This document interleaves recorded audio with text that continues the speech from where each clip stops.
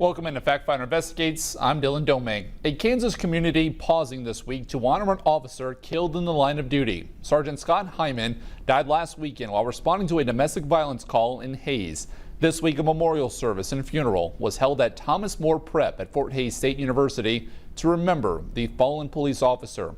There was a large turnout for Sergeant Heimann's funeral. The crowd was silent as Heimann's casket was brought down the aisle, followed by officers, friends, and family. At the front sat Heimann's wife and their two young children, the family holding each other throughout the service. The priest leading the service tried to address a question many in the crowd have been asking since last Sunday. How do you make sense of Heimann's death? This time, many people are asking, why did this happen? Why did this happen to Scott, of all people? Why couldn't God intervene and prevent this tragedy? I think sometimes we have a misunderstanding of what faith is about. Sometimes I think people wrongly think that faith is like a suit of armor, and that if I just build up my faith, then I'm impervious and I can just charge through anything. And that's not what it is. Faith is what assures us that there's something on the other side. Heimann was a 2012 graduate of Thomas More Prep High School in Hays. Reporter Thomas Lynch spoke to people outside that ceremony who thought it was important to show up and pay their respects. It's a somber day out in Hays, Kansas, as Sergeant Heimann is buried at St. Joseph's Cemetery, surrounded by thousands of law enforcement officers and citizens of Hays.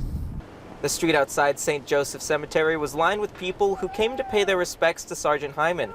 Rhonda Davidson never met Sergeant Heimann, but felt that it was important to be in attendance and show her support. I've always been for law enforcement, and I don't know, he's looking down on us, and I just wanting to know I'm here. I think this really brought the community together. I just hope it stays that way.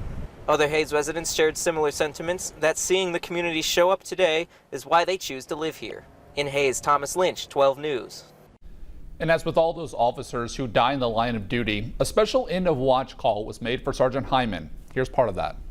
Sergeant Scott Heimann, badge number 512, was shot and killed protecting the community of Hays and Ellis County, who he served with unending compassion and respect for all.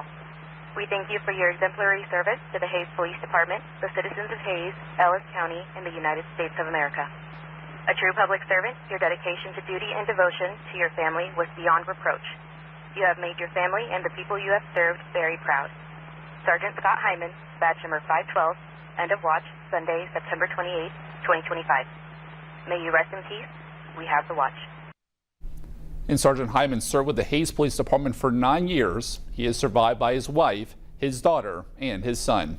And Sergeant Heimann, now the 4th Kansas law enforcement officer to be killed while on duty just this year alone. 2 of those deaths have been when officers were responding to a domestic violence call. Domestic violence is one of, if not the most dangerous call that officers respond to. This is due to just how unpredictable those scenes can be. Joe Shalacy, a former homicide detective in Miami, who has more than 3 decades experience in law enforcement, says if officers are called to another violent crime scene involving a weapon, they have an idea of what to expect. But with domestic violence, it's more of an unknown. Those calls are already heightened with emotion, and if the victim or abuser is already agitated, the situation can escalate further. If you get a call of a shooting, not a domestic violence, but a shooting, you know there's a gun involved. You know you're at a level that is just so different. You're already going into a situation you could be in combat at any given second. With domestic violence, it could be anything. And when an officer usually dies on duty, agencies will often look at new training methods or new equipment that could keep officers safe the next time that they respond. Well, we are in the thick of fair and festival season here in Kansas, but unfortunately, there are also people stealing the excitement from Kansans and stealing their money as well. Annette Lawless takes a look at a new scam leaving people out of money so you don't fall for it. It's a problem that popped up this past summer in southwest Kansas. Dodge City Days sharing this post that's caused a bit of heartache for some people, hoping to celebrate with the annual Arts and Crafts show. Now, it does look legit, but unfortunately, it is not. Someone went onto social media saying that they're taking vendors for the event, saying, quote, "We're inviting artists, crafters, and vendors selling unique crafts, amazing gifts, food trucks, and more."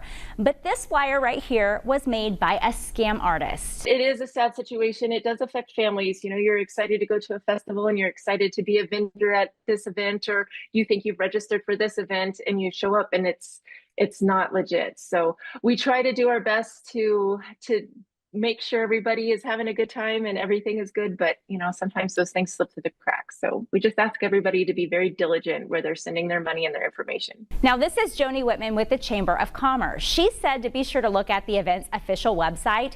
Make sure to contact the right person. Now, in this case, in this scam, the person was using a Gmail account. The place to contact for this instance would be the Dodge City Chamber of Commerce. I do organize a craft fair at my church, and I can vouch that these scams do pop up a lot more now, especially if you're on Facebook and those buy, sell, trade groups. Not just for vendors though, but for people who want to go and buy tickets for those events. Now, if you do feel unsure, reach out to organizers and make sure that your money is going to the right place. And the Better Business Bureau encourages people to pay with a secured payment like a credit card. And if you are scammed, you may have a better chance at getting your money back that way. Another Factfinder alert so you don't fall for it. An internet pop-up leads to a Salina man losing $25,000. Salina police say the 76-year-old man had a pop-up on his computer telling him to call Microsoft at a fraudulent number. He called and talked to someone who told him his computer was compromised and that he needed to send money via Bitcoin to fix it. The victim also got a call from the scammers claiming to be the fraud department with his bank, also claiming he needed to send Bitcoin. He went to a Bitcoin machine at a convenience store in town and sent that money. The scammers tried to get him to wire additional money through his bank. That's when the transfer was flagged as fraud and he reported it to police. So if you are ever told you need to send anyone Bitcoin to fix your computer, that is a sign that it is a scam. Still to come, rural Kansas facing an attorney shortage causing some interruptions to the justice system. Factfinder investigates and gets to the root cause, along with a look at what a Kansas college is doing to fix the problem.